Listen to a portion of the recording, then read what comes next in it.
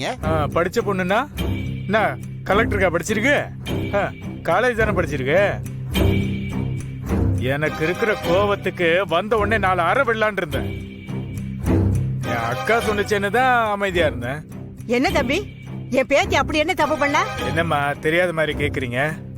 கல்யாணம்ன்ற பேர்ல ஒரு அசிங்கத்தை பண்ணி எங்க அக்காவையும் மாமாவையும் ஊருக்குள்ள நடக்க விடாம பண்ணிட்டாலே.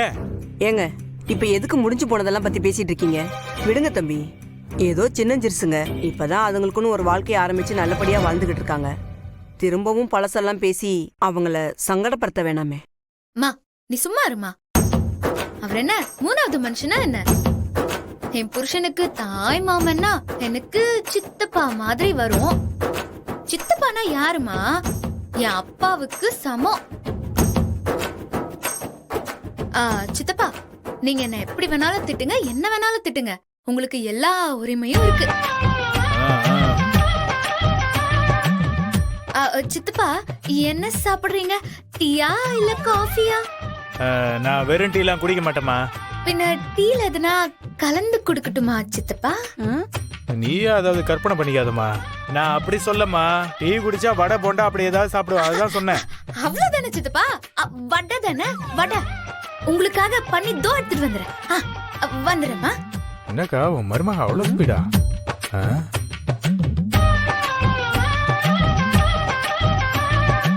ஏய் ஆண்டாளு, என்னடி வந்தவரோட பேச்சே சரியில்லை. அம்மா, உனக்கு இன்னுமா புரியல? எங்க மாமியாரு எனக்கு டெஸ்ட் வச்சிட்டு இருக்காங்க. என்ன டெஸ்ட்? நான் கோவக்காரியா இல்லையான்னு டெஸ்ட் பண்ணிட்டு இருக்காங்கம்மா.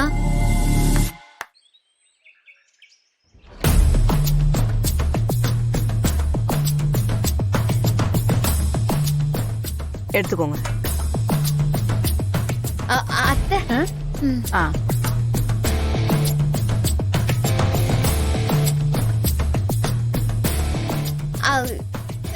எடுத்துக்கங்க. நல்லா சூடா பண்ணிருக்கேன். சரி சரி.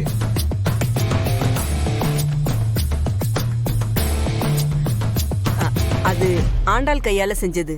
உங்க பொண்ணு என்ன சிற்பியா? என்னமோ அவ கையால செதுக்கி எடுத்துட்டு வந்த மாதிரி சொல்றீங்க. வாண்டா தானே. மாவை பேசஞ்ச எண்ணெயில போட்டு எடுத்து போட்டா வரப்போகுது. இது என்னமோ பெரிய சாதனை மாதிரி பேசிட்டு இருக்கீங்க. சித்தப்பா, நீங்க போண்டா சாப்பிடுங்க. சாப்பிட தானே எடுத்துருக்கோம்.